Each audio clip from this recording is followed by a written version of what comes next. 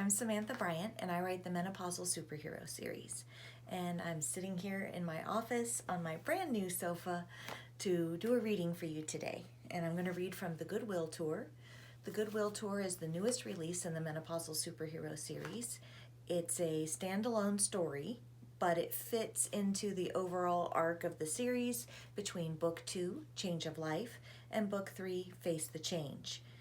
So my heroines, the menopausal superheroes, have mostly become associated with a group called the UCU, Unusual Cases Unit, and Leonel, also known as Fuerte, and Jessica, also known as Fly Girl, have been sent on a tour of the Springfield Women's Hospital, a goodwill tour to try to get some good press because, whenever regular people run into people with powers, there's that bit of trepidation, and we're looking for reassurance that they're good people.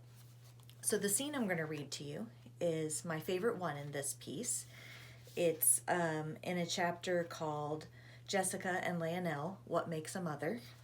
And in this scene, the two heroes have just been talking to a cancer patient, and they've paused in the hallway before they start another visit.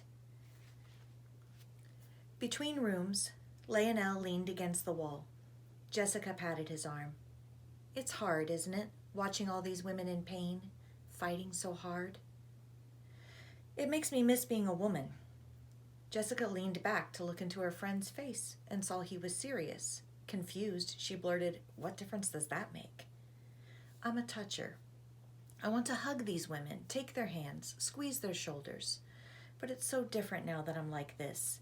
He spread out his arms, and Jessica noticed the breadth of his biceps and the wide expanse of his chest, not without admiration.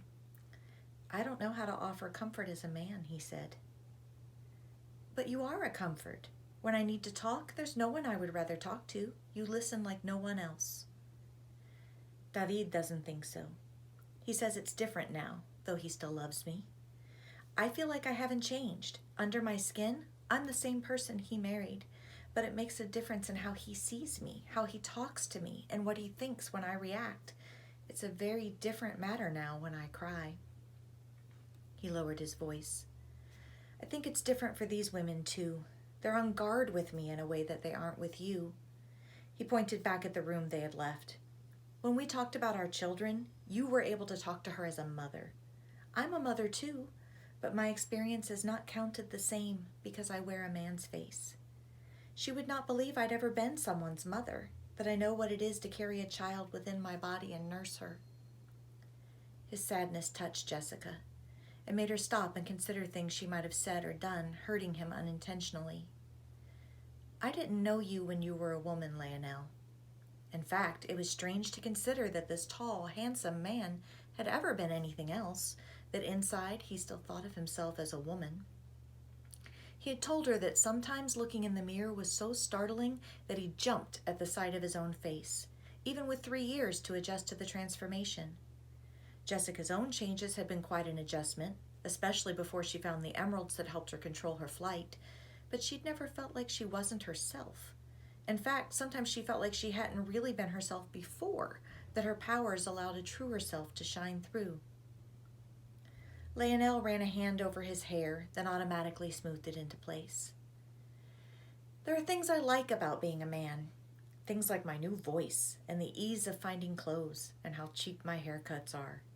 The words were light, but the tone serious.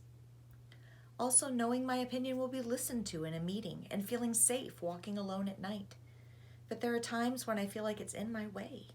Places I can't go anymore, or if I do, it won't be the same." Jessica thought back to the time that she and Leonel had gone to one of his favorite peluquerias to get him a haircut, when his woman's haircut sat oddly against the new planes of his face. She remembered it as a great day, a fun time with her gay boyfriend. But now she knew Leonel better. She understood he'd been performing for her, the manicurist and the hairstylist, flirting to get past the awkwardness of being there and suddenly the center of attention in a woman's space. "Do you wish you could go back to the way you were before?" Not really. Leonel seemed to mean it despite the wistfulness in his tone. "My life is exciting, purposeful. I can make a difference in a larger way. I can literally save lives. this hero stuff, it's different than anything I knew as a woman. And part of me loves it. It would be hard to go back to my old life even if I could. Maybe, though, if I were able to keep the strength. But your Walter seems to think the two are intertwined. Jessica floated off the floor to rest her arm across Leonel's shoulders. Just keep being you, Leonel, whoever that is today. So I'm really happy to be able to bring you this story. Thanks to Falstaff Books for publishing it. Jessica and Leonel have a really special friendship, and I think that this story, The Goodwill Tour, gives you a beautiful view into it. I hope you enjoy it.